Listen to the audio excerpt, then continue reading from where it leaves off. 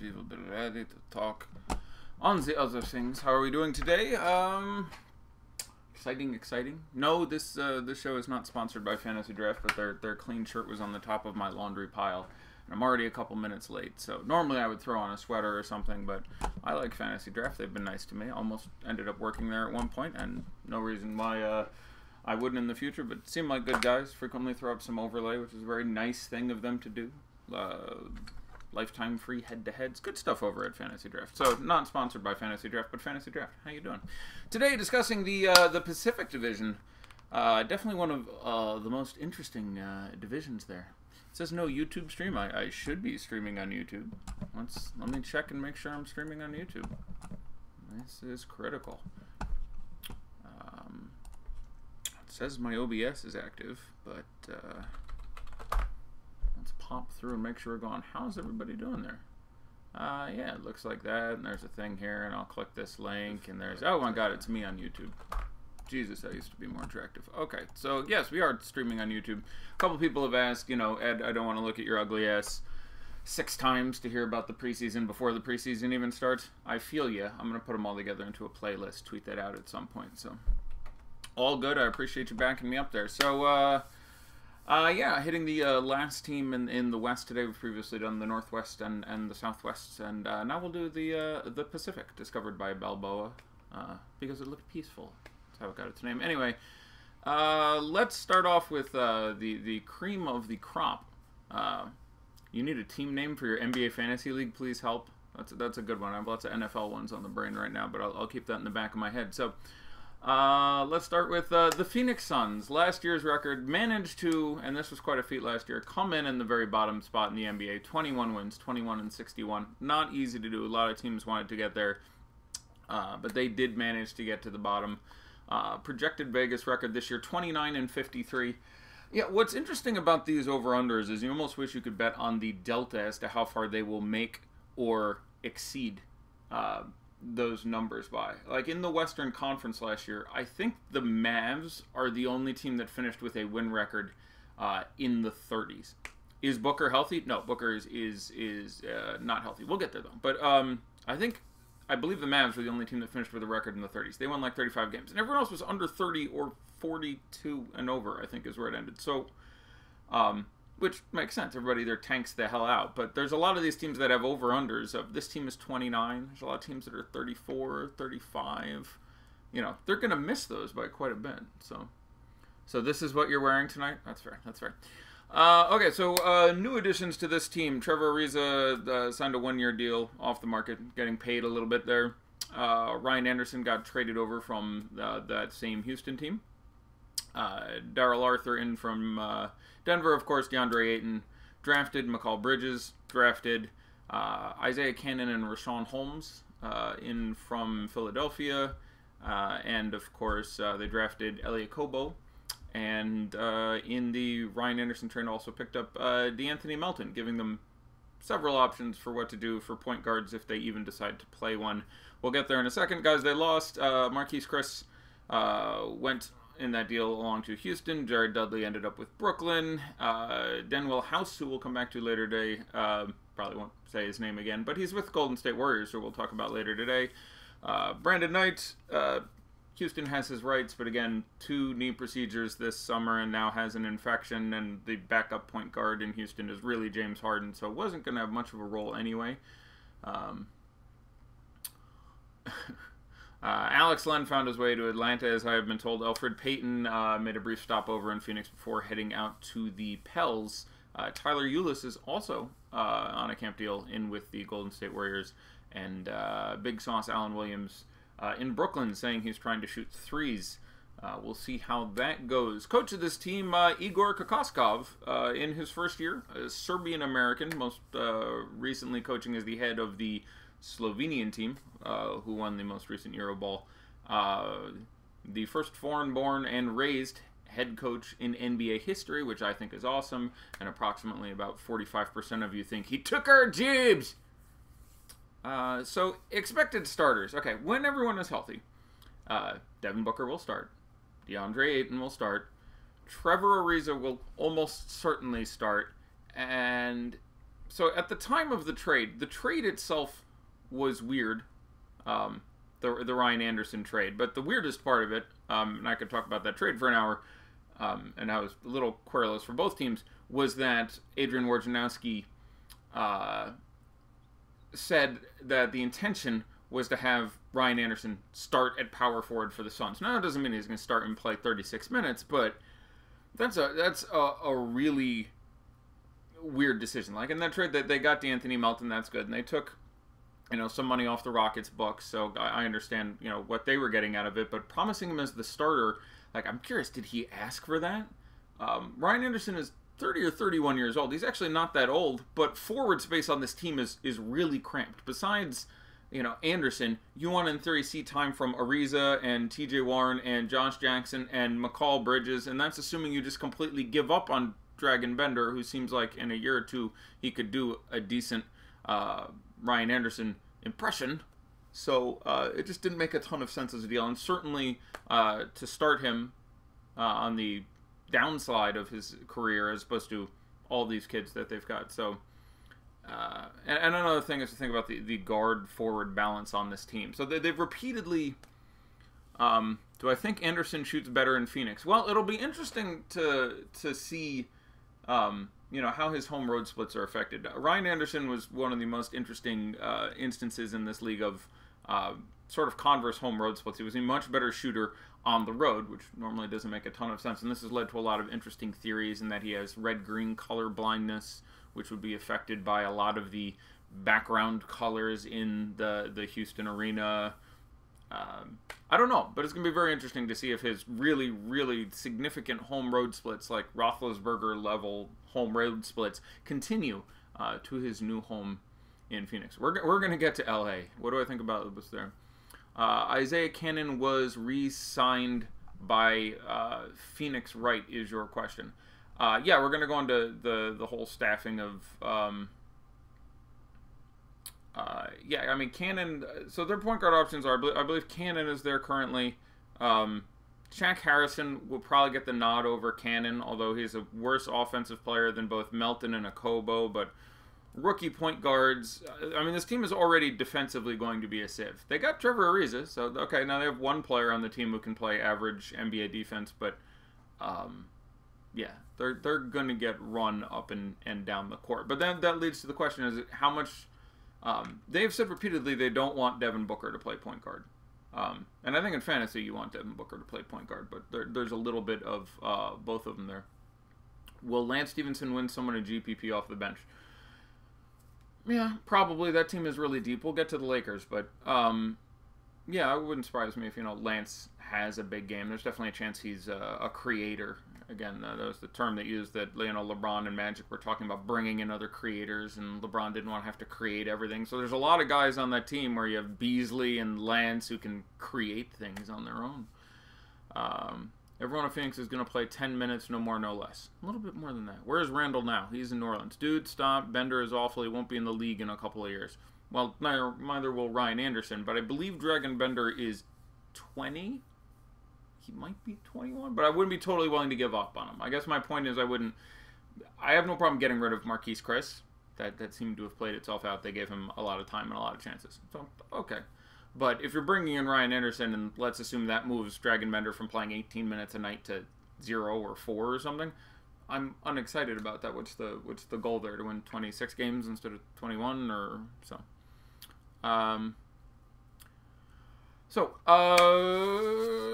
Yeah. So again, they keep saying that they don't want Devin Booker to necessarily play point guard, which makes it really interesting to figure out how they're going to start this team. But apparently the starters are going to be Booker, Ariza, Anderson, and DeAndre Ayton, and that will give you either the possibility of Melton or Okobo or Shaq Harrison at the 1.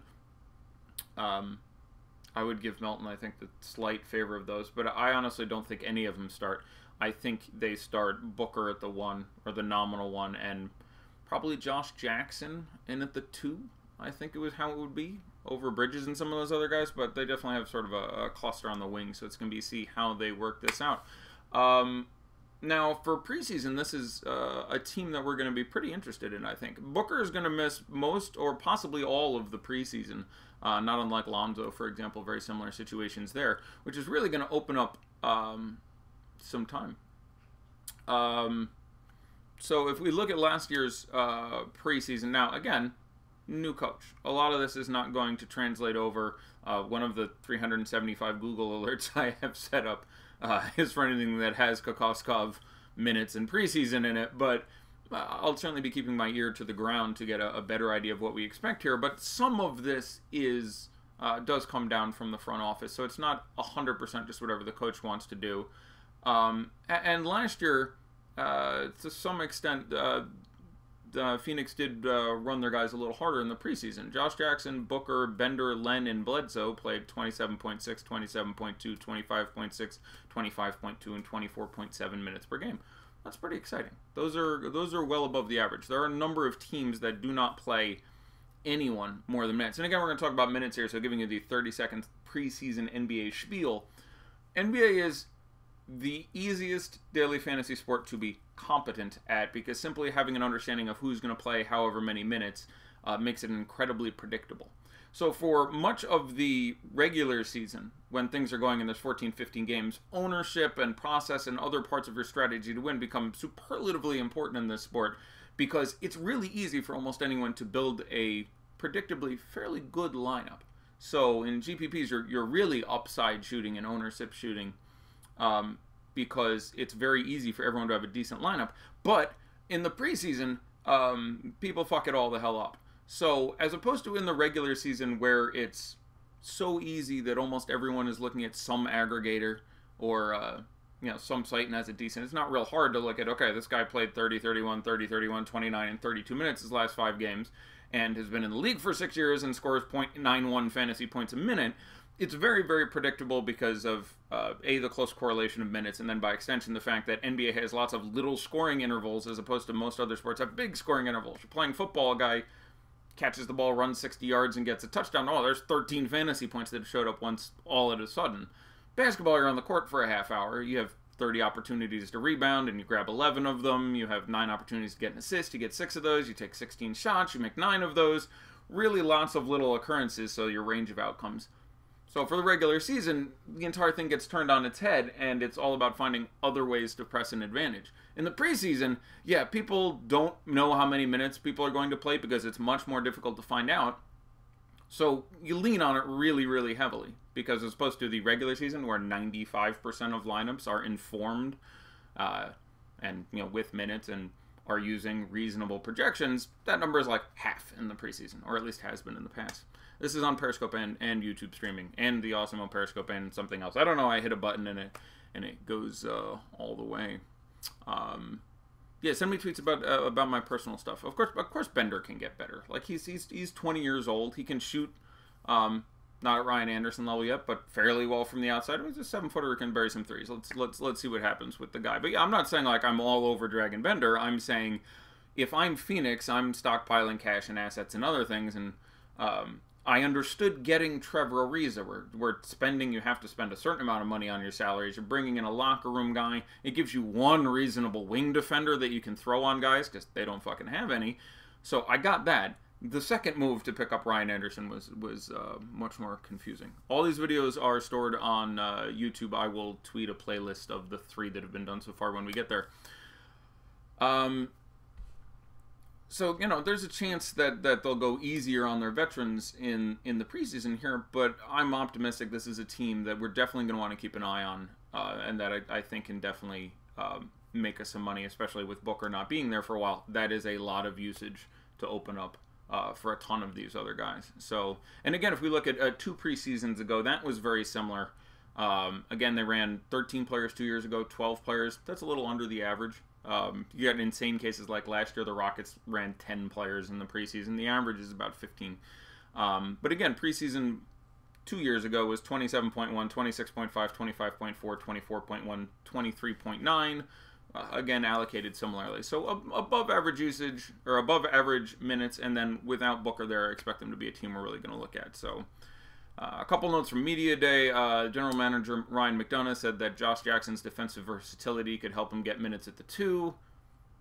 That's a kind thing to say about Josh Jackson's defense, but good. That's exciting. I mean, if they run the get my best 5 players on the floor lineup, you know, really, when you have Booker out there, who, again, has been dealing with a number of injuries and is going to miss some of the preseason, Josh Jackson becomes a bit of a superfluous piece, becomes sort of a poor man's Devin Booker. But in theory, you could get lineups with, you know, Booker and Jackson at the 1 and the 2.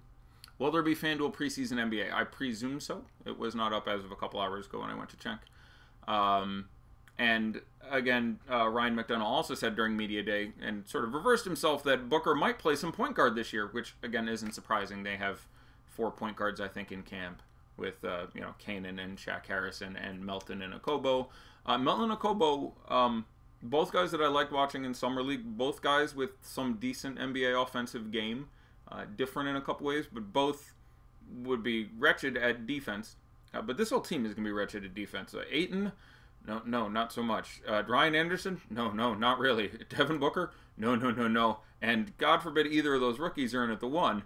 That'd be 4 out of their starting 5 are legitimately in the bottom, like, 15% of the league in defenders, and some of them even lower than that. So, yeah, they would get boat raced quite a bit. The shame would be Ryan Anderson would slow them down a little bit. But, yeah, so definitely a team we're going to look at. When you're going through from here, can you mention who stayed from last year? I don't remember. Okay, that's not how I did my notes and not how I did the last 2 shows. But going forward, it'll be a fun little memory game. We'll see what we can do together. I'll not do just new people coming on and people who left. We'll try to do people who stayed. So the Clippers, last year's record 42-40. That will get you in the playoffs in the East, but it did not do so in the West, where they came in 10th, 11th, maybe 11th, 10th, I think. All right, new additions. A couple guys in the draft, most notably Shai Gilgeous-Alexander, who also looked very good in preseason. But again, as we'll discuss quite a bit, this is a team with a lot of guard depth. And Doc, not a guy who likes to give rookies a ton of time, so I think there's a chance that he's going to struggle to get there. You know, just get some time out here. Angel Delgado came in the draft. Marcin Gortat, who should be their starting center, came in. Luke Malamute is back. Jonathan Motley, who is not a very good DFS player except for 4 or 5 games at the end of last year where he was an absolute monster and played 40 minutes a game. Jerome Robinson was the other guy they picked up out of the draft, but he's also not quite ready for prime time. And Mike Scott, the toilet paper man, in from Washington as well.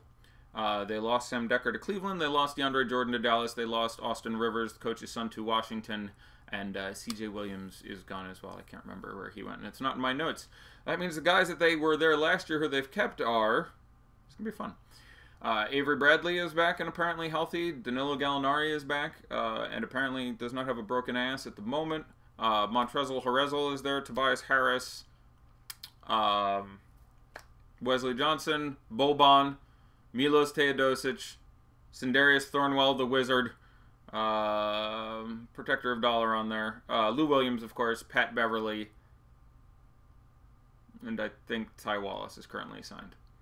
C.J. Williams, I think, is gone. He's like in the Timberwolves or something. Yes, Tobias Harris is definitely a Clipper. Tobias Harris is like my favorite guy in this team at this point. He was really good. He was worth... He averaged about 20 and 9 with some other stats. I mean, he was really, really good this year. His rebounds come up now when you get rid of DeAndre Jordan and replace him with Marcin Gortat. Everyone was playing the forwards. Yeah, they got traded. He was in the Blake Griffin trade. He came in the Blake Griffin trade from Detroit, which was in, I don't know, February, give or take. So, but yeah, Toby was very, very good after the trade. I had him in a season-long league last year where I drafted him in the 6th or 7th round, and he ended up being, you know, he was top 30 or top 40 after the break. So he was really exciting. I like Tobias Harris as a player. I always have. They came out with some news today saying that Gallo will always play one up from him when they play next to each other. I do expect them both to start. So if Gallo's at the 4, Toby's at the 3. If Gallo's at the 5, which will happen sometimes, Toby's at the 4, which is the better way to do it. I don't like playing either of those guys at the 3, but they're going to have to. Clippers had a sneaky fast pace. Yeah, so this team is going to be ugly in the preseason. And again, the biggest reason for these shows is hopefully to talk for a little bit and say, okay, here's how you can make some money in the preseason and give sort of a primer. So God forbid I can't do a show someday and just talk about coaches' tendencies and stuff. This team is fairly deep and was incredibly injured last year.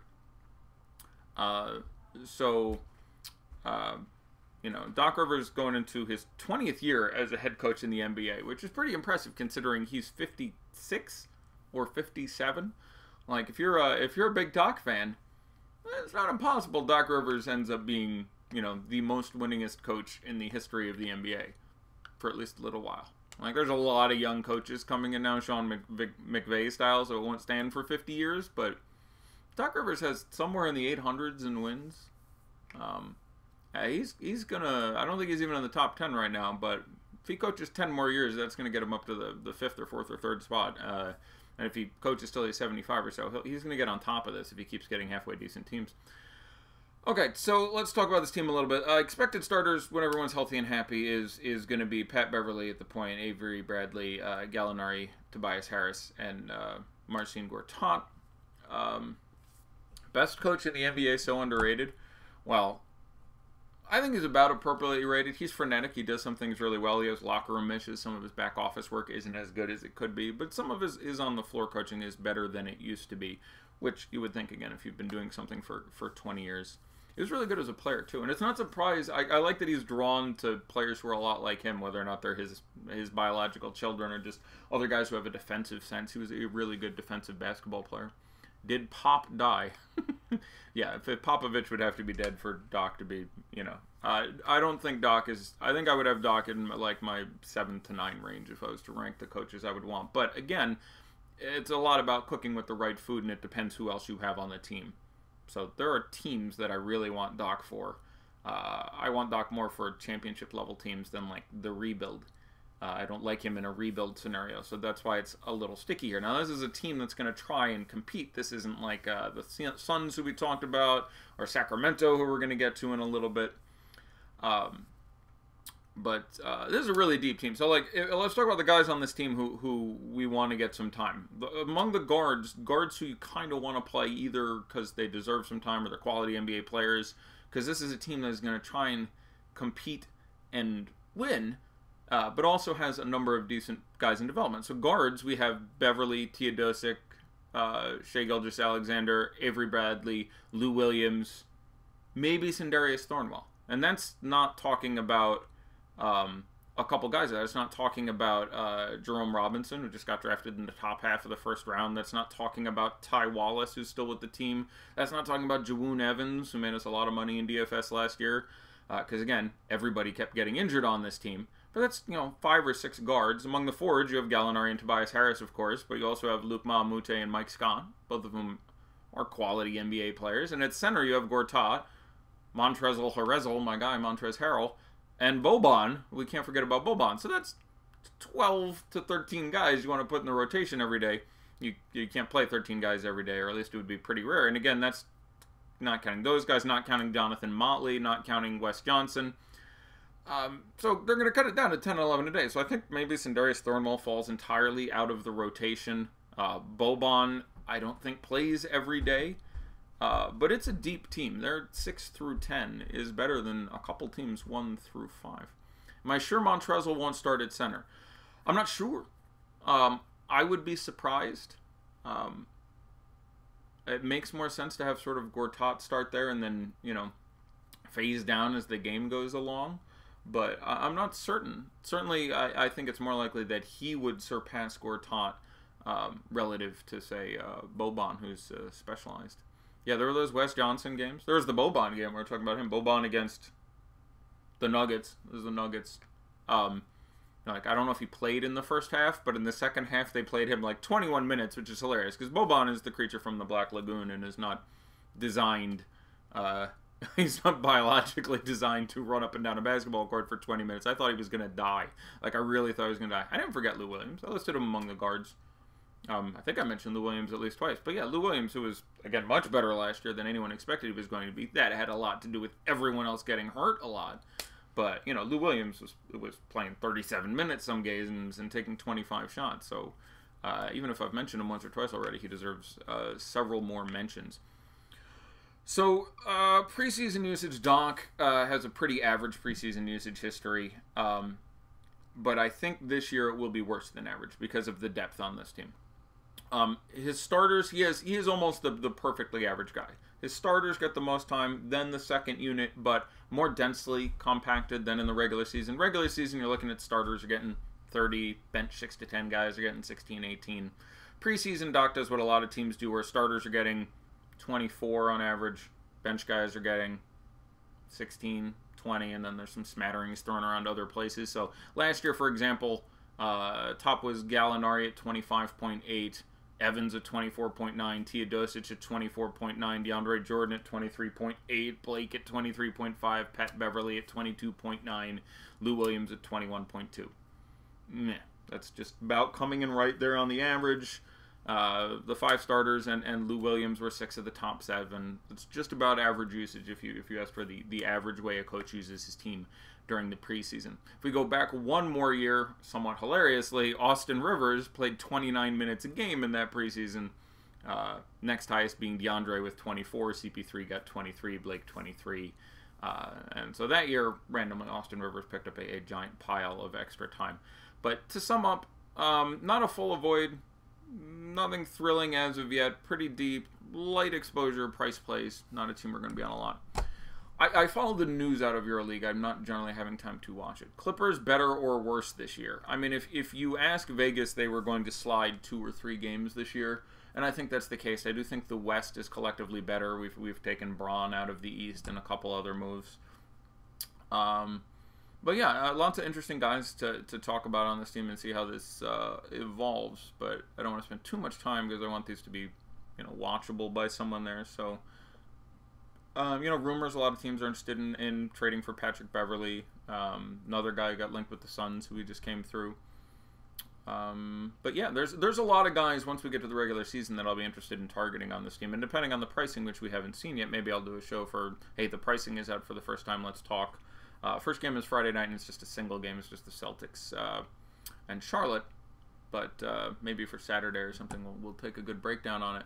But there's a couple guys on this team who I'll be interested in targeting. Tobias Harris, depending how they price him. Certainly Danilo Gallinari, who is constantly hurt, but when he's not, is a really, really good player. Over under how many games before Gallo is hurt has to be 1.5. It might be a single digit. Guy gets hurt a lot. Let's see. There's Montrezl Harrell, love my guy. Deep injuries, minutes. Okay, so yeah, let's we will save the best for last. So we will talk about the Kings now, not last. Yeah, another not stellar team. Last year's record 27-55, projected Vegas record 26-56 this year. Again, there's a couple shops that number has moved around a little bit, but around the same or a game worse.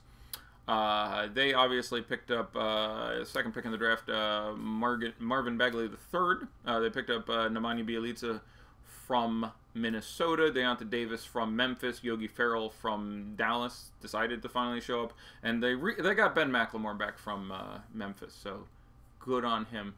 What do you mean you think the Kings are the best team in the league? Yeah. Marvin Bagley projection. Well, that's an interesting. This is another team that we're actually gonna like for DFS purposes.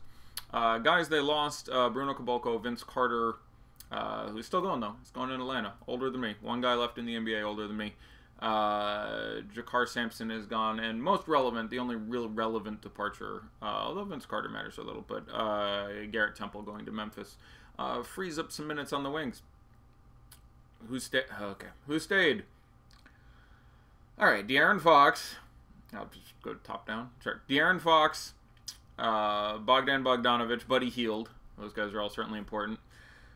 Frank Mason, Mon Shumpert, Justin Jackson, Scal, Costa Koufos, Zach Randolph, Harry Giles, Willie Cauley-Stein. That's about it. I think I might have got much of them. I might be missing some, but that was pretty good.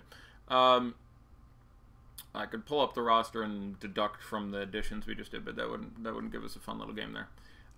So, Coach Dave Yeager going into his third year in Sacramento, sixth as an NBA head coach. Again, not unlike Doc Rivers started coaching when they were a couple years younger than I am now. Played coach 3 years with the Kings. Made the or with the Grizzlies rather. Made the playoffs all 3 years.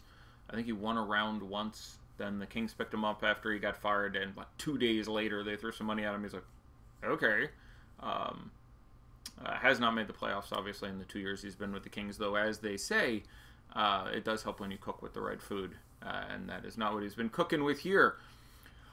Okay, expected starters. When we get to the regular season, I think we can be pretty certain that you're going to have De'Aaron Fox, Buddy Hield, and Bogdan Bogdanovic, who of all the Bogdanovici in the NBA, definitely one of the top two.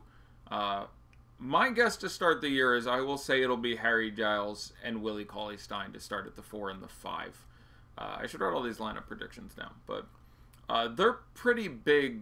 They're pretty clogged at the bigs. You have Zebo, you have Scal, you have Harry Giles, you have Marvin Bagley II, who you just grabbed number 2 in the draft.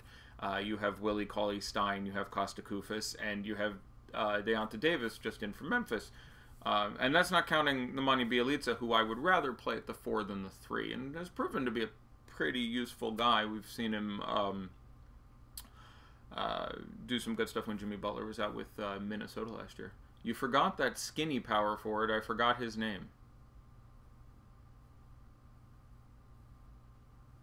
I mean, you're not talking about Zebo. I know that, but they got a few skinny dudes there. Did you hear the Kings want Jang? Scalabus here. I said Scal. I probably just said Scal. Harry is certainly on the skinny side. He could use to put some weight on. But again, lots of kids there. So the good news is to hear they've decided not to be stupid this year. They literally have said repeatedly, and it's pretty funny, but on media day and for a couple months now, no, this year we're gonna like develop the kids. We're gonna not be really stupid, which is reassuring. It's funny that they've come around to the self-evident conclusion that me and 100 people more influential than myself have been yelling for several years. But it's like, yes, you don't randomly put 2,000 minutes on Zach Randolph so that your team wins 25 games instead of 24. So, so apparently, Zebo and Costa will see little time to start the year and probably none as the standings get pretty shitty pretty quick. So I expect the bigs. I think Deonte Davis is probably the 5th big there by definition. So you're going to see Scal and Harry and Willie and Marvin get the time at those 4. I think they're going to leave Willie starting at the center, and my best guess, I still think is going to be that they start Harry Giles at the 4, but could be Marvin before too long. It's going to be interesting to see what they do with those big positions, but that's my best guess. As I've seen right now, notable injuries entering the season. Basically, all the old injuries have cleared up. Fox and Mason and Shumpert had some dings, but all are about 100%. But the big news that came on Media Day just yesterday, I believe, just Monday, was that Bogdan Bogdanovic is going to miss 4 or 6 weeks from yesterday. I believe he had the surgery yesterday. Not a serious... No, he'll just absolutely going to start. De'Aaron Fox, Buddy Hield, Bogdan, and 2 bigs who my best guess right now would be Giles and Stein will start during the regular season when everyone's healthy. Now, again, just yesterday, Bogdan Bogdanovic had surgery on his knee. It's not a serious surgery. It's an arthroscopic cleanup. I've had 3 or 4 of them, and he'll be back in 4 or 6 weeks. Doesn't threaten his career at all, but he's going to miss the entire preseason. He was much better. He was a rookie last year. He was much better last year than I thought he would be, and his preseason absence should open up things a little bit, most notably for Buddy Hield. That's going to kick his minutes up even a little bit further, I think, which is someone they want to put their weight behind a bit this year. But I think Hield and De'Aaron Fox are both likely to take steps forward in fantasy this year and to both be pretty nice preseason fantasy assets. I do think they're going to get it time. Bogdan was pretty much an average usage guy. I'm pretty sure his usage was very close to 20%. And so it depends who's going to, replace him whether or not the usage kicks up. But I do think you end up with more time for both Fox and Hield. This clears a nice spot for Justin Jackson, which people have talked about. Getting some real time for him was going to be an issue. They talked recently about possibly playing him at the 4 and playing some small ball. That would have been tough and a little bit odd because, again, as we've mentioned, they're pretty stacked for bigs. It would have been a little weird to take Justin Jackson and throw him down there. But yeah, this team is going to be also defensively really, really bad. Like, they got Garrett Temple out of there. Like, whoa, you're playing defense. None of that. Go to Memphis. That's a team that plays defense. But yeah, getting rid of Garrett Temple. Drafting Marvin Bagley. No. Signing Yogi Ferrell, who's going to get some time there. It's going to be really messy. So if we look at our preseason last year, this is actually a team we can target a little bit depending on matchups. Even last year, when they were still running stupid, they gave the kids a fair bit of run in the preseason.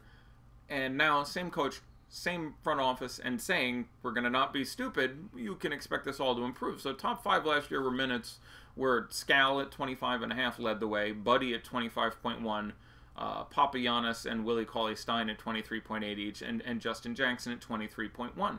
Especially when you get Bogdan out of there, I think we're going to look at numbers 25, 26 and up for De'Aaron Fox, Buddy Hield, maybe Justin Jackson even. So those are guys we're going to take a look at. And again, they were a little lighter on the veterans. Zebo saw about 20. George Hill saw 18.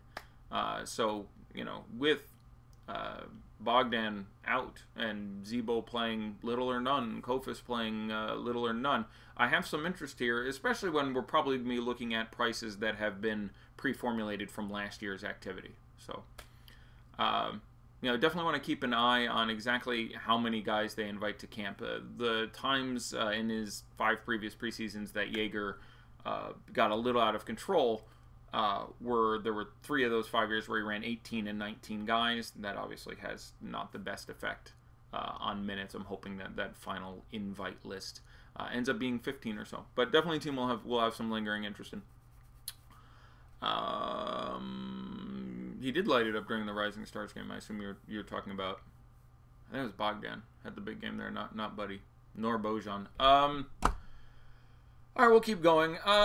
So 4th team out of 5, saving the best for last. Let's talk about the Golden State Warriors now. Last year's record, 58-24, or as I like to think of it, 7 games worse than the Rockets.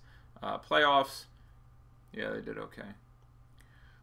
Projected Vegas record this year, 63-19. Seems to be about the average on all the shops. New guys into the team. Jacob Evans out of the draft, who was poop in the Summer League. The aforementioned Daniel House and Tyler Ulis in from Phoenix. Jonas Jerebko going to get himself a ring in from Utah. Damian Lee, who is going to be Steph Curry's brother-in-law, is dating Steph's sister, engaged to Steph's sister. Alfonso McKinney in from Toronto. Will Cherry, I believe on a training camp deal. And, of course, DeMarcus Cousins, who you may have heard of. Big guy. I think we can see big things out of him. Guys who left, David West obviously hung him up, which is sad. I'm a fan of a nice mid-range jumper. Gonna miss David West. Nick Young, they gave up on that pretty quickly. JaVale McGee, we'll get back to him in a second. Zaza is gone.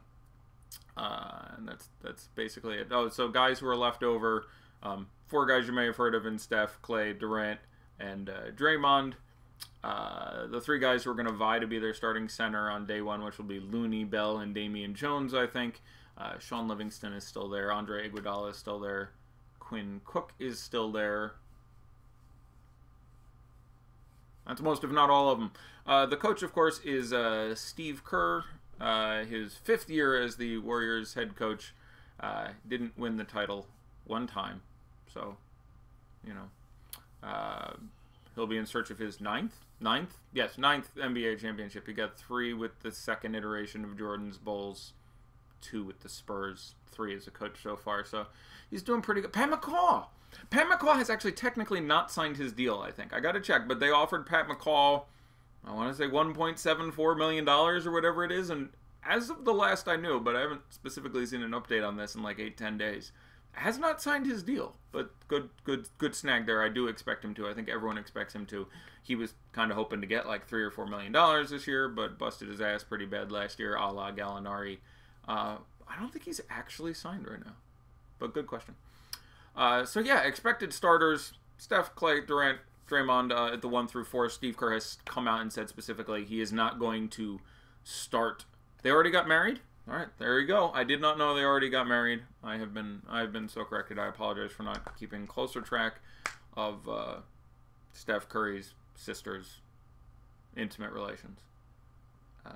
I'm not one of those touts who can multitask and like do Big Brother. Like I don't know what's going on Big Brother. Apparently I'm a failure as a tout because of that. Because apparently, you know, I should know what's going on The Bachelorette or find another job. But I don't honestly know what's going on there. You got me. So, again, those 4 guys are going to start. Steve Kerr has come out and said already that, has said a couple times now that he's not going to start small. He won't start Draymond at the 5 or something. So he's going to start someone else at the 5. That is going to be Kevon Looney, Jordan Bell, or Damian Jones. Jordan Bell is the best fantasy player there. Is for someone you'd want to target if he got that start, although he'd be a pretty popular start. I think Kevon Looney gets the nod. I'd go like 50 Looney, 40 Bell, 10 Damian Jones if I had to handicap that race. But while I do expect Looney to get there, Bell wouldn't surprise me. And even if Looney becomes the de facto starter for the 3 months or 2.5 months that we're without DeMarcus Cousins, I think matchup based we are going to see some Bell starts, even if that is the case. Steve Kerr likes to do that and should. Notable injuries. I believe the only person currently in any way affected is the aforementioned DeMarcus Cousins. He's going to miss several months. I would be surprised if we saw him before Christmas. I would think January if I had to, like if I had a pool, I'd say January 10th, January 20th, somewhere in there. Wouldn't shock me if they kept him out till February. He still looks like noticeably hindered when he's running. You know, I've never torn an Achilles. I just had my ACL done. That did me for 11 months. And he looks, you know, like well short of where I was when I like there's still a noticeable hobble there, but someone's here to talk about the Lakers. But yeah, other than him, they're very healthy. They were not healthy last year. Again, 58 wins last year, well below the standard of this Golden State team. But you had Curry missing a lot of time, and Durant missing some time, and Draymond missing a fair bit of time, and guys off the bench. So I do think those wins do come back up a bit this year, which is another reason why everyone else in the West, you see those over-under numbers come down a little bit. Now, last preseason was not typical for the Dubs, as in they did the China trip. Last year, the China trip was the Timberwolves and the Dubs. The Timberwolves only played a total of 3 preseason games, the 2 of which were in Shanghai and Shenzhen in China. The Warriors played 4 total, 2 over here and 2 over there. Again, talking about last year, Durant and Draymond only played 3 of the 4 games. Steph and Clay played them all. All of them played between 24.5 and 25.5 minutes a game. They ran really deep after that. 19 guys saw the court in drips and drabs, which is a lot of guys, especially when you're playing 3 or 4 games. 5th place was Nick Young with 22. Pat McCall got 21. All right, I'll do it. McCall got 21. Then you went down to Iguodala at 18.7 and Zaza at 16. The year before was really similar. The 4 All-Stars played between 24.2 and 25.3 minutes a game, and then McCall and then Iguodala with around 20 each for them, and Zaza was 17. So it seems pretty likely that, A, those guys, based on some of their injuries last year, will probably sit the last preseason game. I don't know offhand how close its proximity is to their first regular season game. But some of those guys will sit at least 1 game. Wouldn't surprise me if they all sat 1. Wouldn't surprise me if a couple of them sat more than 1. But they'll play 24 minutes a game in the games they play. They'll roll in the centers out there fed or bid, but you're going to look at a lot of guys playing. So this is not a team, unfortunately, that is overly exciting to talk about or to pick in fantasy. They're so incredibly good. Like, I think they're actually underrated. Where am I getting my information from? I keep my own personal database, which I'm pulling stuff out of, which is an old mess done in Microsoft Access. Looking at preseason minutes, the interface I like the most for a web-based one would be RealGM. There's a site, it may just be realgm.com, but Google RealGM, all one word, RealGM, NBA. And then there's a stats button, and in there they give a pretty good breakdown. You can get a game by game. You can get so that's where you'd want to go to get that information. So yeah, I mean, outside of those big four guys this year, we've still got Quinn Cook, who's going to play, Sean Livingston, Tyler Eulis, Will Cherry, Evans, Iguodala, Daniel House, Alfonso McKinney, Bell, Looney, Jones, Jarebko, Damian Lee. And even they have training camp deals with Marcus Derrickson and Kendrick. They don't want none. Yeah, so that's 19 guys or 20 guys I just named. They're going to play like 19 guys. So long story short, for the purposes of this show, yeah. The situations in which I see myself using a warrior is obviously price deals. Everyone's good at a certain price. Days in which there's so much value, like the first day there's a 9 or 10 game slate, there's a chance that I'll take my 24 minutes of Kevin Durant, because there's guys I expect to score 20 fantasy points for the minimum, and so many of them that I'm like, okay, Durant's going to play 24 minutes. I know he's going to play today. I'm just going to take his 24 fantasy points in 24 minutes as the best, sort of cashy solution there.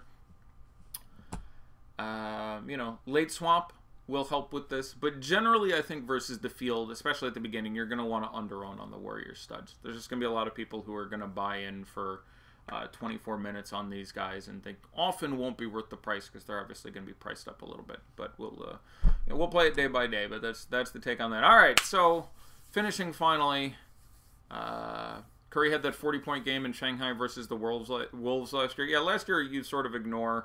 You're playing 2 games in China. You're traveling to and from China. Less games, and also there's even more than normal in the NBA. We want to show out and make the league look good thing.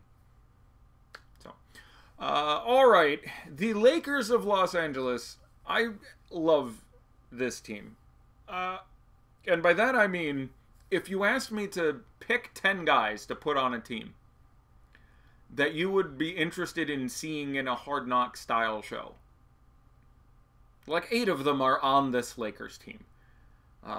Your new additions are Michael Beasley, in from the Knicks. Joel Berry, Isaac Bongo. We won't worry about those guys right now. LeBron James, may have heard of that guy. JaVale McGee. Svi Mikhailiuk out of the draft, who looked pretty good in Summer League. Rajon Rondo, Lance Stevenson, and Mo Wagner. They lost Thomas Bryant. Luol Deng, who will get to play basketball again. You would think, like, Luol Deng must go to sleep and have nightmares that his knees are complaining to him. Like, why would you do that? He already took our knees. They let us rest for a couple years. Why would you let him take our knees again? Anyway, Luol Deng is gone. Tyler Ennis is gone. Channing Frye has gone back to Cleveland. Andre Ingram is gone. That was a great story, though. Brook Lopez to the Bucks. Gary Payton II to Portland. Julius Randle to New Orleans. And Isaiah Thomas went to Denver.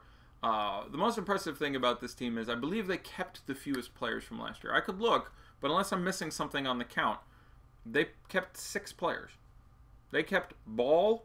It's interesting because it's basically sort of a starting lineup. They kept 1 through 5 in a spare wing. They kept Ball, KCP, Hart, Ingram, Kuzma, and Zubac. I think that's it. I think they literally kept 6 players, which has to be the lowest number in the NBA. It wouldn't surprise me if it's one of the lowest numbers ever. That's an absolutely ridiculous turnover. But it's hilarious that of those, that's pretty good lineup. Well, you run that lineup out there and do okay. And 3 of those guys will start. I'm going to go 3 of those guys will start. But we'll talk about the lineups. There's a lot of fun stuff to talk about this team. But so your coach, obviously, Luke Walton, 3rd year. Caruso, I believe, is technically not signed to an NBA deal right now, but still there. Very well done. But very good there. Yes, Caruso I didn't think of. But I don't think I believe he may be on a 2-way contract, so I don't know if we're counting that. But anyhow, let's keep going. All right, so my expected starters. If everyone is healthy at the beginning of the year, with Lonzo being the singular exception we're talking about, my guess is I go 60-40. Lonzo plays in the opener and starts. Certainly a real chance he doesn't. They've been hedging a little more than they used to be. Maybe they want to be a little careful. Certainly with LeVar factor, there's other reasons they could start him slow. Maybe LeBron likes the team better. Team feels better. They have more options if they let Rondo get the first 2 weeks and then attempt to acclimate. So I can think of a number of ways which he doesn't start. But once everyone's healthy, I would think the starting 5 is going to be Lonzo for game 1, and there's no chance this holds out too long, would be Lonzo, KCP, Ingram at the 3, LeBron James at the 4, and JaVale McGee at the 5. I almost just want to take a moment as sort of an aesthetic enjoyment to take a look at the complicated splendor that is this team. The personalities at play here are like an episode of Heathers or something. Travis Ware, another one, very good. But you have these locker room factions where you have the kids, which is Hart and Ball and Kuzma and Ingram, who are all 19 to 22, and then you have the oddballs of Lance and Beasley and JaVale McGee, and then you have the veterans of like Rondo and LeBron. So yeah, okay, LeBron is going to start the entire year when healthy, but he's going to start at the 4 to start. Some days at the 3, I have a feeling, and certainly is going to close some games. It wouldn't shock me to see him start certain games in certain matchups at the 5. You will get Kuzma maybe starting over JaVale McGee. That puts LeBron to the 5. Rondo could start over Lonzo for any number of reasons over the year. Josh Hart could surpass KCP. This is going to be a really wild ride to see how the lineups go here. This is so we have just lots of drama top to bottom. I get kids looking to make a name. Svi Mikhailiuk looked excellent in the Summer League. Ivica Zubac, is obviously going to try to get himself some time here. But for DFS, this team is really deep. So I'm pretty sure Alex Caruso has signed a 2-way contract. But even if Ball is out, you're going to have Rondo will start. Caruso will get backup time there. But both Ingram and LeBron have shown that they can function as a nominal Nam Daguerre style point guard as necessary. Everyone else is pretty okay. Mo Wagner was a little bit beat up from Summer League, and he's a guy who could play 100 minutes or 1,000 minutes this year. He's really the only guy other than Braun they can start at center who can actually make a three-pointer if necessary. So certain matchups, certain situations, as I don't think Huertas is there anymore. But I don't know offhand. You've got me. Any moment in time I can tell you what's going on with 93% of the players in the NBA. I don't know what's going on with Huertas. Good. I like this game, though. This is fun. ESPN reported Lakers execs are excited to see their own death lineup, which they called Lonzo, Hart, Ingram, Kuzma, and LeBron. Well, there you go. That's sort of what I was just talking about, but that's with KCP and JaVale out from my original starters, putting in Kuzma, putting in Hart. So, yeah. And that's going to be, that's a hell of a catch-up lineup. Hogan or Ridley rest of year. I think we've swapped sports. It'd really depend on your scoring, but that's an interesting one. Huertas is in Spain now. The catalyst, Huertas. Anyhow, really deep team. Pretty sure Caruso is on a 2-way contract, which I don't think technically counts as being signed with the team because that works. Or they have 15 guys under the Type 1 contract and 20 total, and then you have up to two days. And there's but it'll be interesting to see if that happens.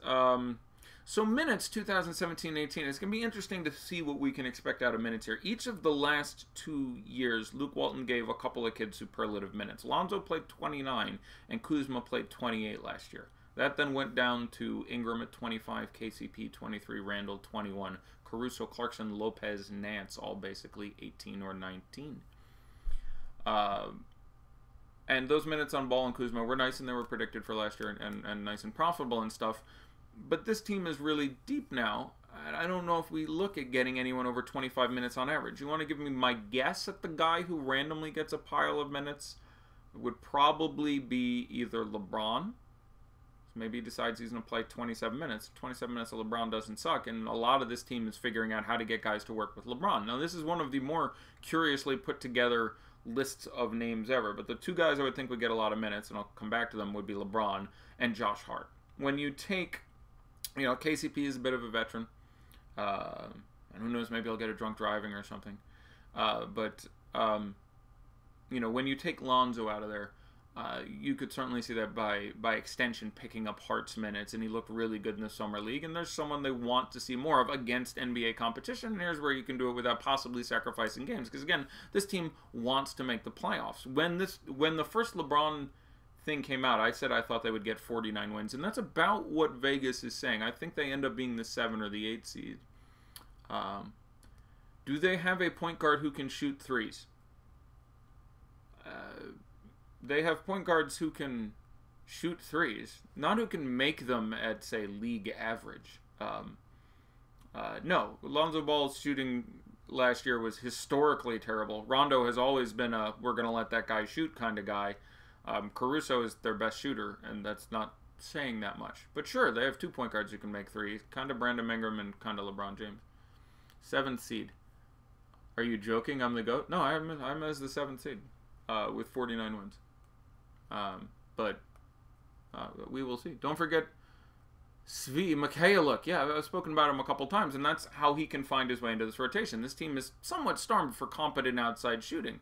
So you got all those kids running out there. It would really be nice. I mean, what becomes really interesting is when you build a team around LeBron James, you want him to be able to drive and kick. Like, Kyle Korver is the guy you want on your team with LeBron James. Like, what can you do? I can make threes. Perfect.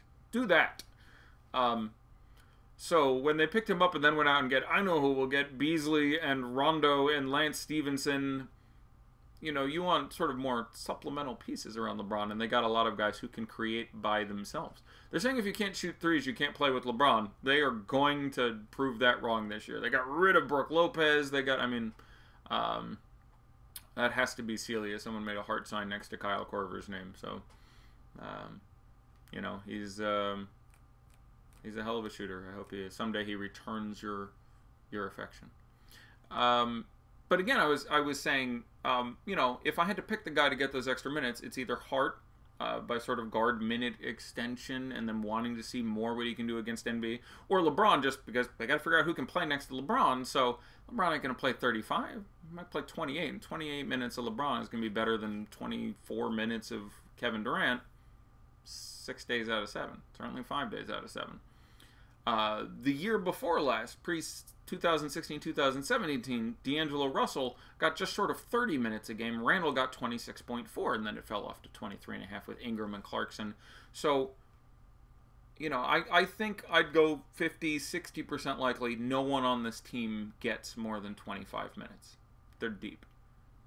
But, you know, he has shown 2 years in a row he's willing to just take a couple guys, younger guys especially, throw a pile of minutes at him. So Josh Hart probably the best name if that's going to happen, especially you want Lonzo not to be playing. Where did Brolo go? He's on the Bucks. Lakers will be a 7th seed, Suns 8th seed.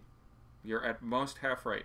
Lakers really think Zubac has improved in the offseason. Wouldn't be surprised to see them try and run him out. Yeah, I would think Mo Wagner is actually likelier in the long term with the way this team is put together. This is not a team that I think fits well with Zubac. But yeah, like I think Zubac gets fixed out. I think especially once he's 100% healthy and a little bit better, you'd get. Like I think Mo Wagner would get there before Zubac. But again, a couple years younger. They've been promising Zubac some time, so Wagner probably gets a lot. Doubt they play a ton of small ball in the preseason. Yeah, Wagner's going to get some preseason time. Like LeBron Kuzma at 5 small. Yeah, I don't think they're doing a ton of that in the preseason. Again, I think they're going to mix it up a lot. I think they're going to play 16 or 17 players. They probably have more minutes in the preseason than the regular season. Yeah, we'll definitely be listening on this. You know, the wings are kind of big. It's going to be interesting to be done with Beasley. They've indicated that Beasley might play some center at some point during the year, which is very interesting as well, obviously. So, a team that's fascinating to watch. Not a team I'm guessing. Like, again, if you asked me to list the teams 1 through 30 that I'm interested in DFS, Lakers would end up around the middle. They're going to play with some reasonable pace, but they're fairly deep. They're not one of those teams who, and again, we're going to go through every team. 32 to 35 minutes, I think, is accurate for LeBron. He doesn't play defense. LeBron obviously does not play defense at nearly his highest level during the regular season. And this has changed over time. That's really the last 2 years. 3 years ago during the regular season, he was really, really good. Like, he was or should have been in like the top 4 voting in Defensive Player of the Year. But he's really started to take it off as he gets older. And there's really very few people in the world. Obviously, these are some of the best athletes in the world. but who can play 100% on offense and defense all night. And you lean towards one. And LeBron's been carrying some teams, and when you end up doing that, you know, he's putting his, putting most of his effort on the offensive end. So in the postseason, he does step it up significantly, obviously. But, yeah, Beasley shot 39.5% from deep last year, underrated. That might be the highest on the Lakers. I mean, Zvi is a better shooter from him from outside, but I think he's a percentage or so above KCP. Obviously crushes Lonzo, crushes Rondo, beats Ingram. 39.5 might be best on the damn team there. Let's see other things to talk about at this team. But yeah, it's just going to be fascinating to see how they play out. So, the Mavs. Well, the Mavs, again, we talked about Golden State going on the China trip last year. Mavs going on the China trip this year. So, the Mavs have, I believe, 3 preseason games, 2 of which are in Shanghai and Shenzhen, and tip off at 7:30 and 8 a.m. Eastern Standard Time, neither of which I suspect will be on DFS slates. So, they will have 1 DFS game. Basically the same thing with the 76ers, which sucks because, you know, guys we like to talk about in DFS, you know, Ben Simmons and Joel Embiid and obviously Luka Doncic. But yeah, I'll be watching that fucking game at 8 a.m. I probably won't get there till about, like, my daughter, I tend to drop off at school about 8:30, but around the end of the first quarter, I'm going to be sitting down in here eating my egg whites and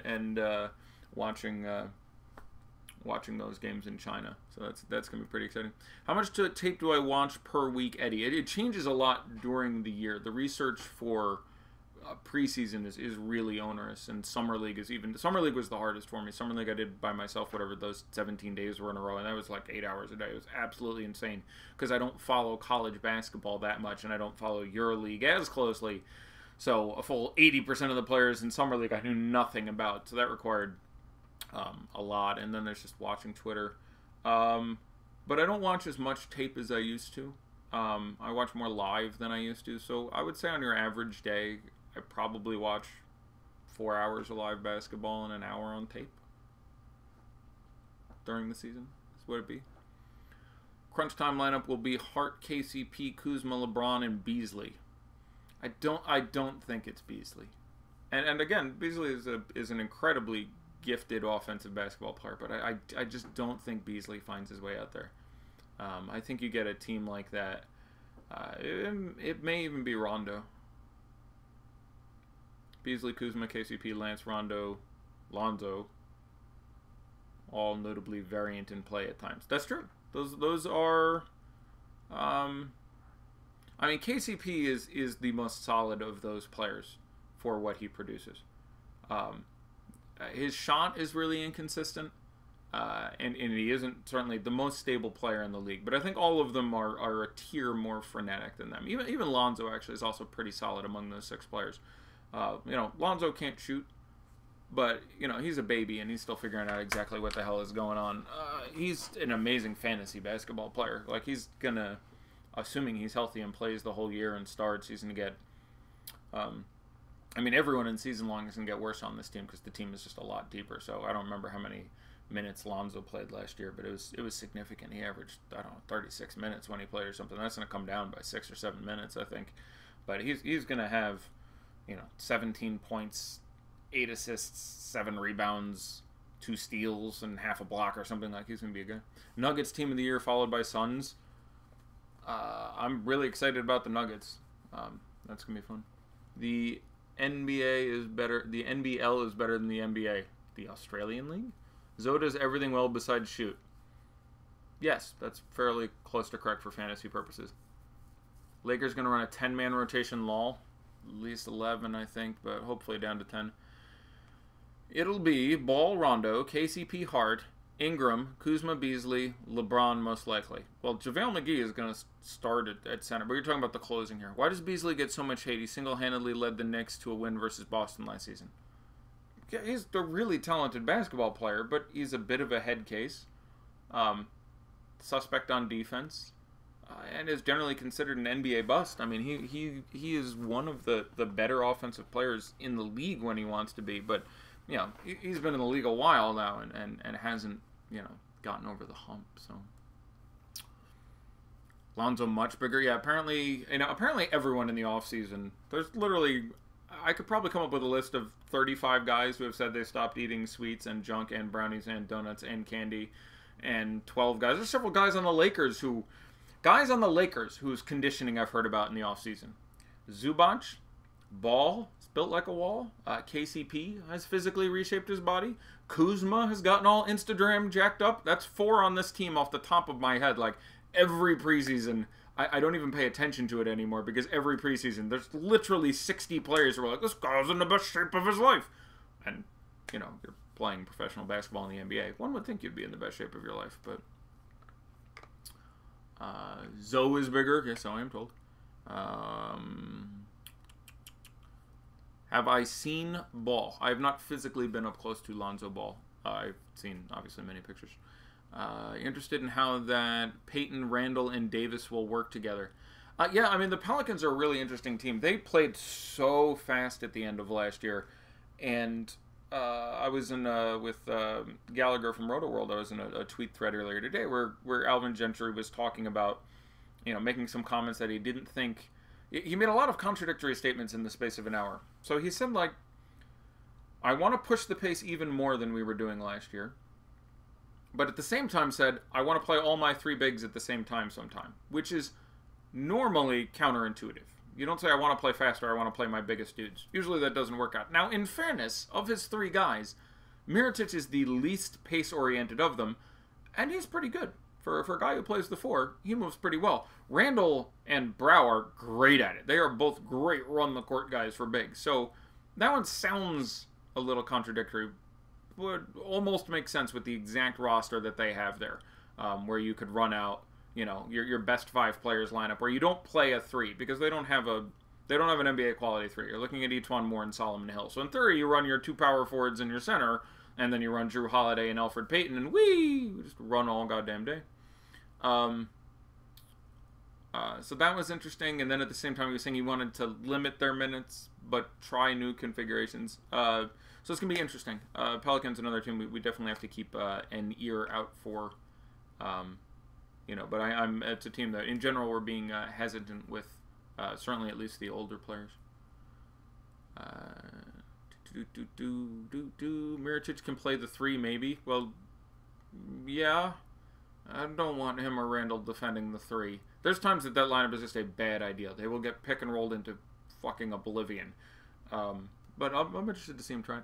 Wondering what teams have you covered so far in your breakdown? The whole Western Conference. We're halfway through. And I'll post a playlist. I'll make one on YouTube and send a link to it probably tonight, seeing what's going on there. Brow to the Lakers next summer. That certainly seems to be the case. He signed with Ron's management team, and yeah, that's gonna be dumb. Yeah. Norms are so much better without Boogie last season. They were, which is weird because Boogie was really, really good. So it's really strange to take DeMarcus Cousins, who was averaging, I have no idea, 26 and 13 or some fairly crazy numbers off the court, and replace him with more time going to Etuan Moore and Solomon Hill at the end of the year, and Mirotic, who, don't get me wrong, is a fine player, but he's not Boogie Cousins, and have that team play a lot better. But their pace was crazy. You don't really think AD signing with Rich Paul means he's going to the Lakers, do you? Yeah. That has been suggested widely. I'm not privy to their private conversations, other than the fact that obviously represents a couple other people on the Lakers. And there's, a production value there, and Brow is one of those guys who does think about his brand and stuff. So, do I think he's going to? Like, I'll give you under 50% he's going to the Lakers, but if you're telling me he's playing for a team not named the Pelicans next year, I think the Lakers are far and away the favorite. DeMarcus Cousins will jack up shots. I'll look at DeMarcus Cousins hate. Yeah, so DeMarcus Cousins has some impulse control. I've always been sympathetic to him. He seemed like a good guy, did some charitable stuff in Sacramento. People say locker room cancer, and that's fair. That is a reasonable criticism. Cancer's a big word, but he was a guy who, didn't have a firm grip on his emotions in a difficult situation, and that came out. Rich Paul also represents lots of dudes. Yes, he absolutely does. I just think, Lakers do a lot of things, and some of the starting 5s you can roll out there would be particularly nasty. He's never been on a winning team. Everyone blames his Sacramento teammates bullshit.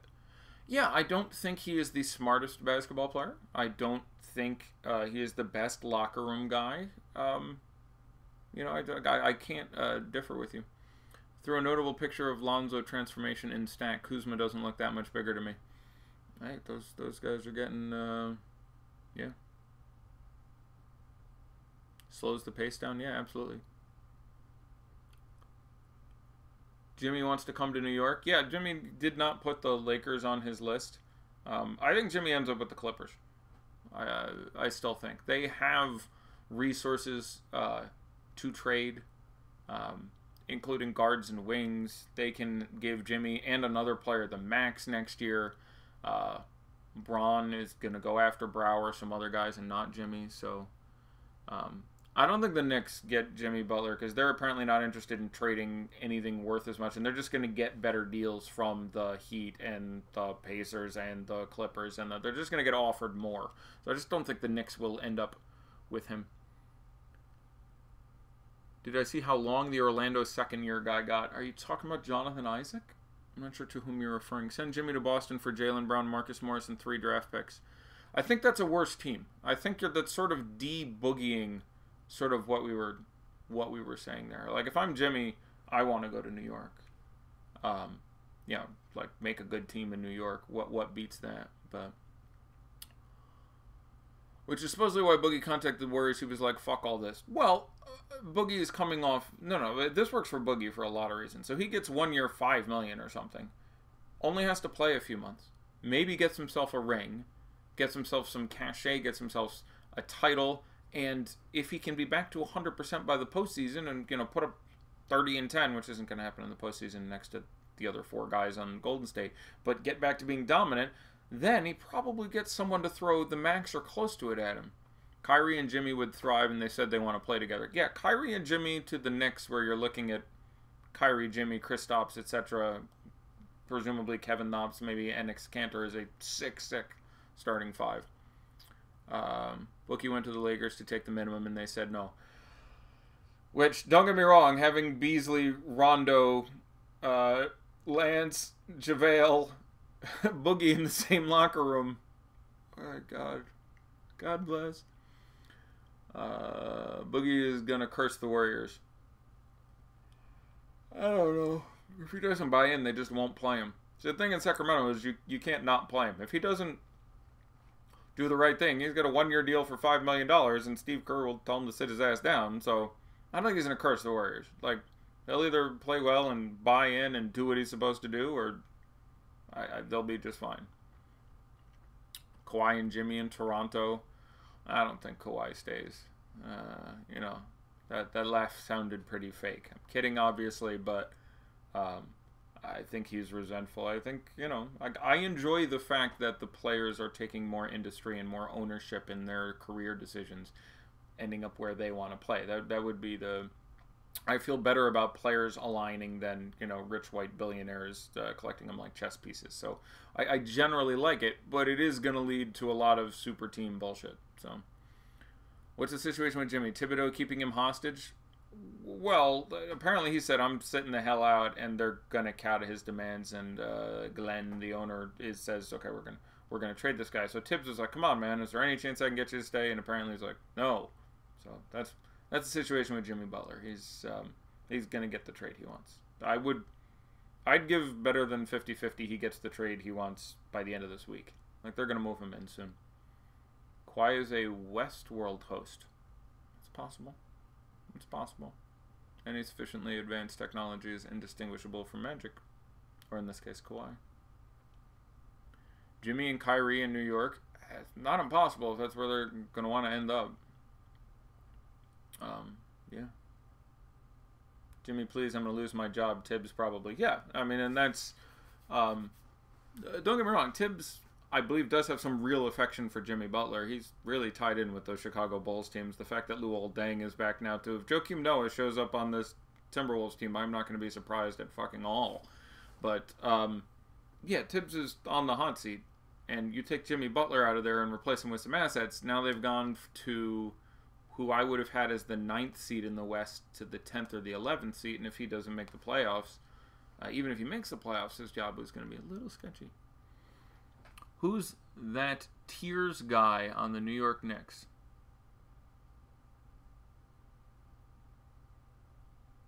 I'm not sure what you're referring to. Kyrie is staying in Boston too. Boston is a contender. Boston is a contender. If you ask me the odds to win the NBA championship this year, they might be my number 2.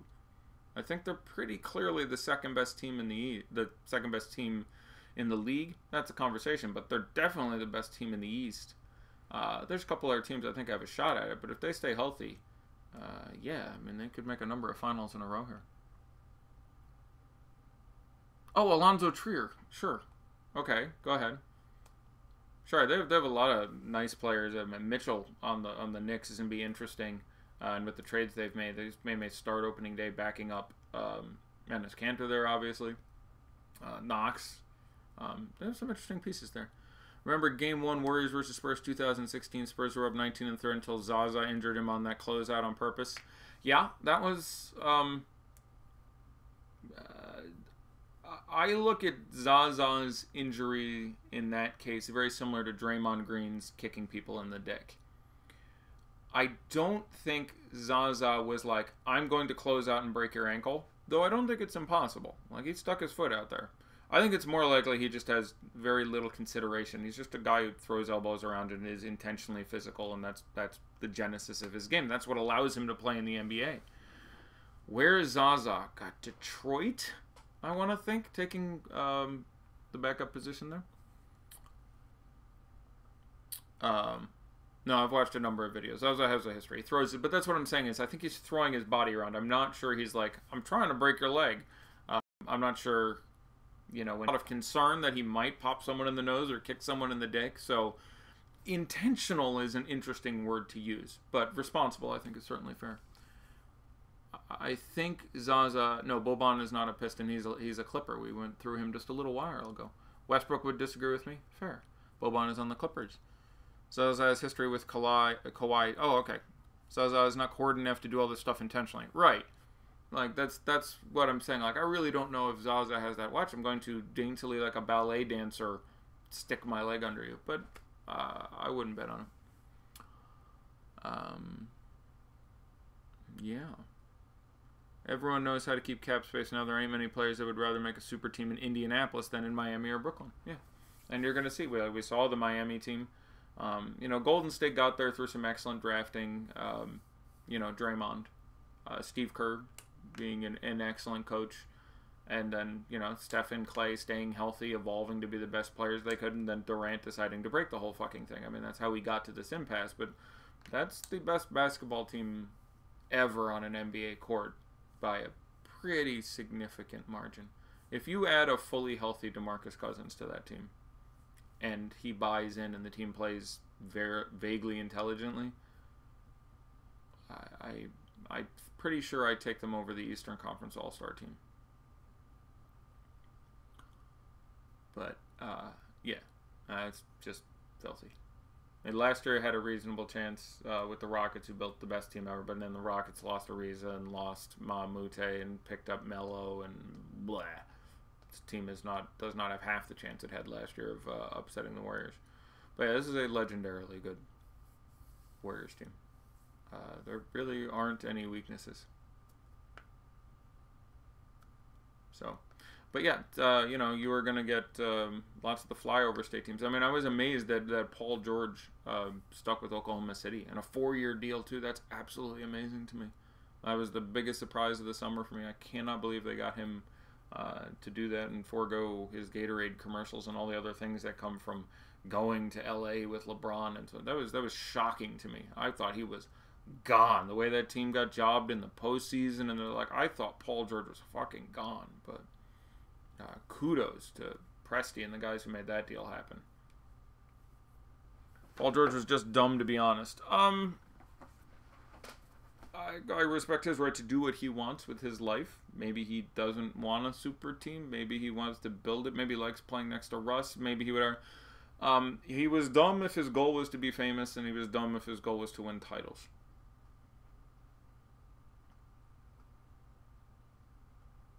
Effective coach Bud on the Bucks. It's an interesting question. I haven't finished everyone in the East yet. Something I'll be looking at tomorrow. But minus Parker, everything going on with that Bucks team, it's gonna be interesting. I expect them to be a little faster. I expect them to take more 3-pointers and shoot them a little better than they did last year. I do think that team improves a little bit too, and this is a sneaky. I don't know what odds you can get for them to win the East, but there's a shot there.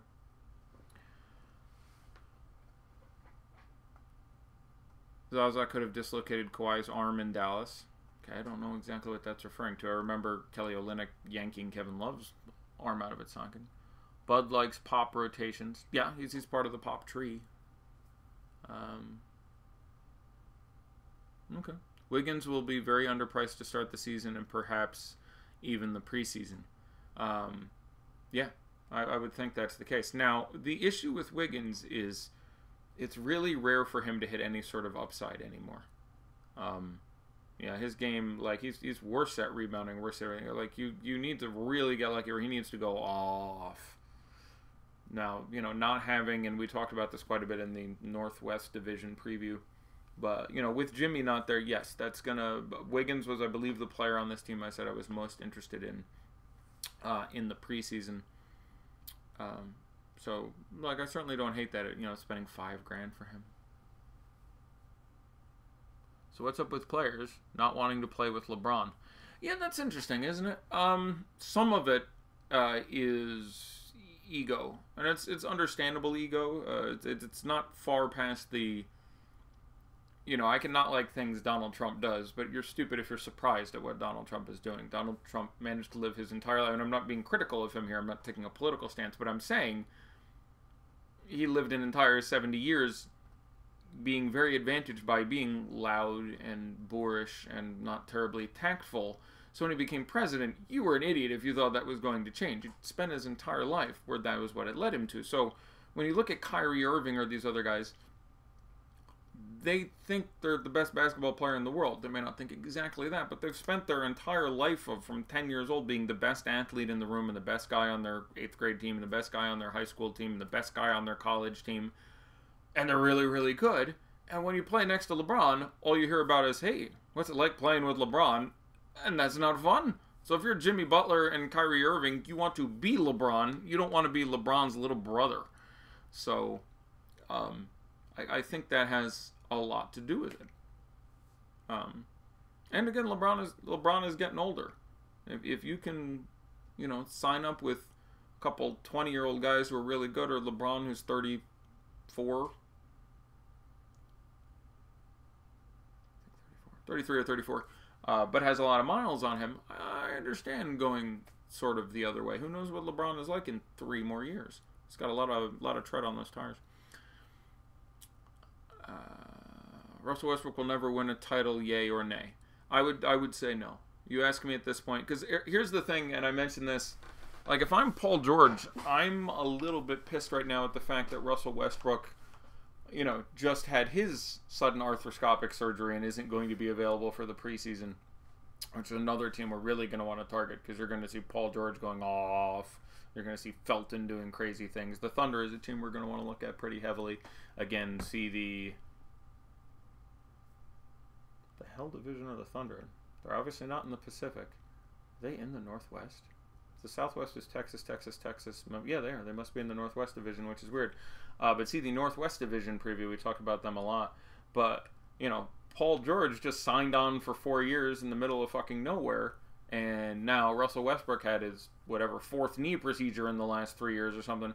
And as I said, there's a non-zero chance Russell Westbrook goes off a cliff at some point. Like, Russell Westbrook only knows how to play a million miles an hour. And speaking as someone who's had, I have no idea, 7 leg surgeries and 12 significant leg injuries, at a certain point, just the compensatory doing whatever, whenever you come back from this one, then the other one's getting sore, and something's always fucked up and hurts. So now you got Russell Westbrook, who only knows how to play 600 million miles an hour, gonna try to slow down and play a little more. Like, I don't know how that's gonna really fucking work. So if I was Paul George, I'd be like, did you know that knee was fucked up when I signed my 4-year deal? Am I going to any Cavs games this season? Yes, I intend to see at the very least some Cavs and some Pacers games at home. The Northwest, tough division. They used to be in Seattle. I can't believe that didn't come to mind, of course. Utah is going to be so amazingly good defensively this year, which doesn't appeal to 9 people out of 10, which I don't mind. But you're going to see some ridiculous defensive ratings of like 90 and 92. And they got rid of everyone on that team who isn't a good defender. They got rid of Rodney Hood. They got rid of Joe Johnson. They got rid of... the team's going to be just filthy defensively. I can't wait to see that team play basketball. Blazers, Thunder, Jazz, Wolves, and Nuggets. What the fuck? Yeah, it's the... Again, during that preview we were talking about, they were the most consistent division in basketball last year. 5 teams from first to last in the Northwest Division. 3 games last year. 49 wins, 46 wins. First to last. Jingles is a fine defender. He's well above average. I don't know what you're saying there. I mean, there's guys on the bench. You know, Howell Neto is not setting the world on fire. But the 95% of their floor minutes, if they stay healthy, is going to be amazing. Yeah, there's no gimme teams in the Northwest. Other teams have, you know, the Grizzlies now are sort of a gimme team, although I expect them to bounce back a little bit this year. And the Mavs and those 2 teams are in the Southwest. And then, obviously, today we discussed the Kings and the Suns. If you were Tibbs, what kind of package would you try and get for Butler? I mean, it depends who you're talking to. Even first-round picks don't have standard value depending on what years they come from. There's a chance not next year, but the year after that, we're going to be able to pick high schoolers again. That's going to increase the value of picks. So right now, I have more interest in 2020 first-rounders than 2019.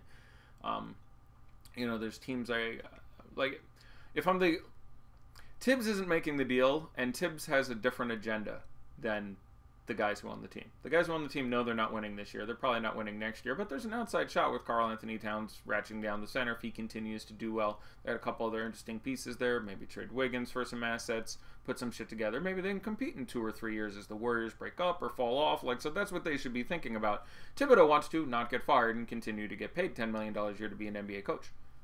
He doesn't get paid $10 million a year. But, so they have different goals. What do you need Whiteside for? I don't need Whiteside for anything. But if you're talking about the Heat, they don't really. And they showed that many, many times. You know, they have Adebayo who can do some work. They have James Johnson who isn't 100% healthy. But he can do some things there. And they're a very well-coached team. So you don't need Whiteside. That being said, Whiteside is an incredibly good basketball player. It's interesting you mentioned Whiteside. I was just looking at his preseason records from 2014 for some reason. Because Dave Yeager was coaching him then with the Grizzlies. Talk about a guy who moved around a lot. I'm saying no need to trade to the Wolves. Wolves don't need him. Oh, you're saying the Wolves don't need Hassan Whiteside? No, they do not. He's not going to play well against next to Karl Anthony Towns. Yeah, be some fun shit to watch, but yeah, it wouldn't actually be good long term. Wolves went from being the best young core to being completely blown up. Yeah, I bought into the Timberwolves love as of, you know, really before 2 years ago. So 24 months before now, there were a lot of us who were like, 50 wins. This team's going to be good. They're going to compete with it, and didn't come to pass. Zaza shouldn't be allowed to play against Kawhi. He's still going on. That's great. Yeah, I think, you know, intentionally injuring someone is fucked. Yeah. They should have kept Levine. They should have kept Markkanen. You think this Timberwolves team that relies on a lot of Gorgie Jang and Taj Gibson, you think Lauri Markkanen might have been a good guy to have on the court once in a while? Westbrook just had a knee operation, is turning 30 this year. Yes, yeah, exactly. And so, you know, if you tell me in 2 years, you know, Westbrook is still going 3 million miles an hour and the most powerful thing on the planet, well, I can see it. That guy's a force of fucking nature. If you tell me that he's... I got yellow teeth? I don't generally think so. They're not as white as they could be. I'm an old man. But yeah, Lauri. Excited about Lauri. Lauri next to Wendell. Officer Wendell Bud White. Who am I rooting for this season? Lakers. I want to see as much Lakers basketball as possible, so, you know. You can see my nose hair trim them. I myself cannot. Let me look over here at the bigger view. No? I'm curious if that's the same guy who said the yellow teeth thing. If not, I must be physically really repugnant. I got multiple people taking shots in the same 10-second period. Great show, good night. Yeah, that seems like the good point to get out of there. I do like Ozzy commenting about, don't sleep on Royce O'Neal. I don't sleep on Royce O'Neal. And again, very, very solid defender. Little suspect offensively. But yeah, he's great, and he's going to make appearances when they need him to come in at the 3. But yeah, I love Royce. I love Lamp. All right, well, I guess that's it. We've gone, what did we do? We did about an hour and a half there. Not too bad. I will be back tomorrow with, I think we're doing the Central Division last, because the Central Division plays last. They actually don't have a game until Sunday. So that way I can do, Northeast, Southeast, basically, the next couple days, and then figure out where to work in the time, because I want to do a show for what I presume will be a showdown slate on Friday, and at some point on Friday or Saturday I will get in there and do an hour and get through the Central Division. So, all right, last comment. CJ, Kyrie, Jokic, Barton, Gary Harris, Capella, Kem Birch, Jeremy Grant, Exum, Burks, O'Neal, Trey Burke, TJ Warren, Middleton. Sleepers. Okay. Sorry. Without call, I was trying to think, like, what did these players have in common? That was turning into a great riddle for me. Sleepers. Okay, let me look real quick. CJ, I disagree with McCollum. That team is going to shoot some more threes, but I will disagree on McCollum as a sleeper. Kyrie, I don't know how you call Kyrie a sleeper. He's the best rim finisher in the history of the league and a very popular guy. Like, sleeper doesn't seem to be... I'm gonna interpret your sleeper as guys who I think will overperform where they're being drafted in season-long leagues, or guys who I expect to have better years than the population does in general. So I will disagree with you on CJ. I think he has a significant ceiling he can't get well past. Kyrie, I agree, could go absolutely nuts.